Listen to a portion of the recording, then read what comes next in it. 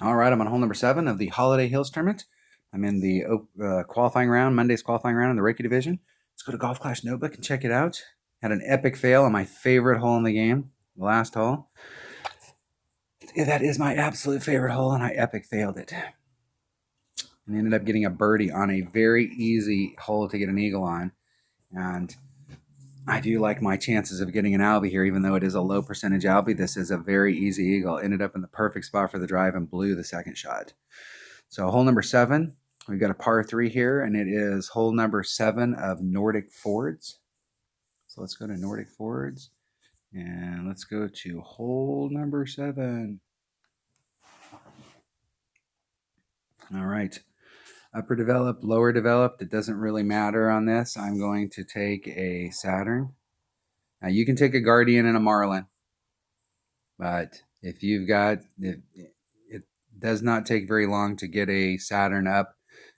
It does not have as much backspin as an upper developed club, but you can very easily, you're guaranteed to get a birdie with this shot, and you'll have to work it depending on the level of club that you have.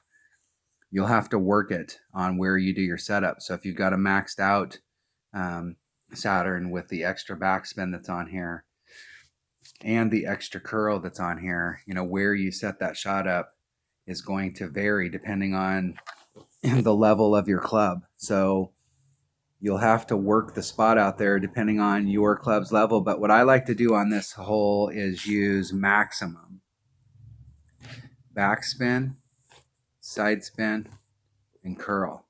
So I can come here and do those 3 every time, and the shot's going to get set up exactly the same every time. And what I can vary here, if I'm off from the hole, see if I can get up closer here. So I put max, backspin, side spin, curl on the shot. Those are constants. So the only thing what I'm using to make my adjustment is where I'm placed out here. So do I need to go further out because I'm over on this side of the hole, or am I finding myself up high or down low, or I need to change my direction over here? So on my upper developed account, I've got my blue ring up against the transition between the rough and the fairway, and I've got my white ring up here on the transition between the fringe and the green. So my ring set's looking like this. And so if I'm gonna set up, I'm gonna see what my ball guide's showing me here with this club, and then I'll take the shot. And then depending on where I land out here, if I'm short, then I need to come this way. I need to move this from the white ring maybe over to the blue ring. If I'm on this side and I didn't get around, then I need to move it this direction.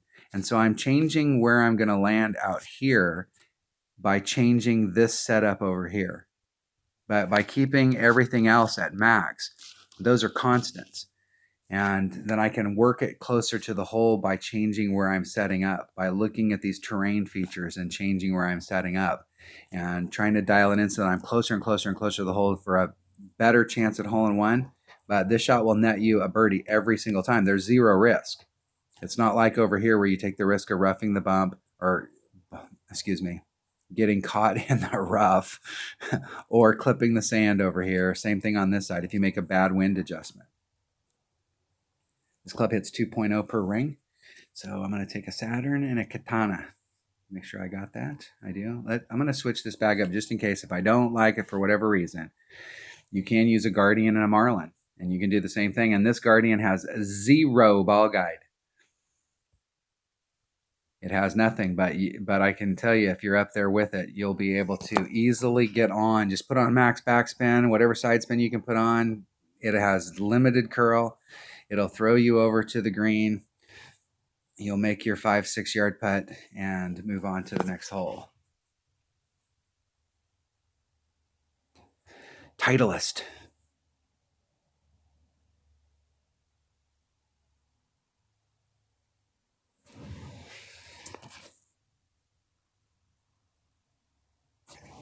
Here we go. All right, Jason goes first.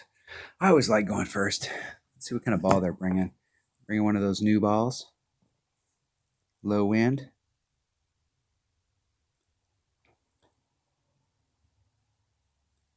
Now, overall, your probably your best chance of getting a hole-in-one.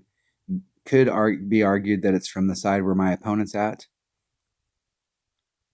But if you make a bad adjustment out there, or if you're so close you hit that grate to the left, you're going to easily clip that rough and be in trouble. Barney Rubble.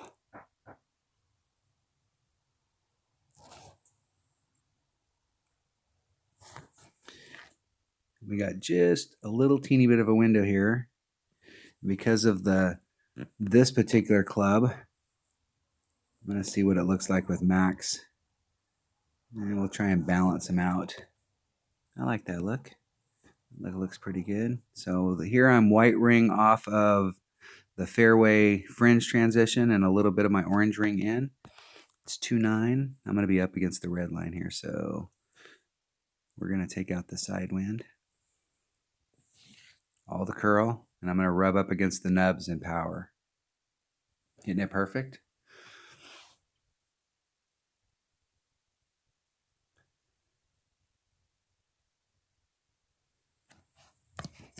Try and bring it back. I have to work on that shot in this account to dial that in closer, and I may have to bring a 3-power ball. Or I'm going to switch to my Guardian and use a 0-power ball.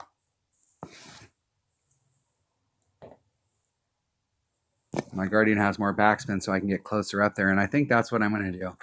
I'm going to, even though my Guardian has very bad ball guide, I think I'm going to try and go at it with my Guardian. I was going to qualify today, but I'm going to drop my score down so I don't get in today. I think 6 is the cutoff, so I only need to forfeit one more. All right, that was hole number 8 of hole number 7 of the Holiday Hills tournament and Monday's now practice round of the rookie division. Thanks for watching.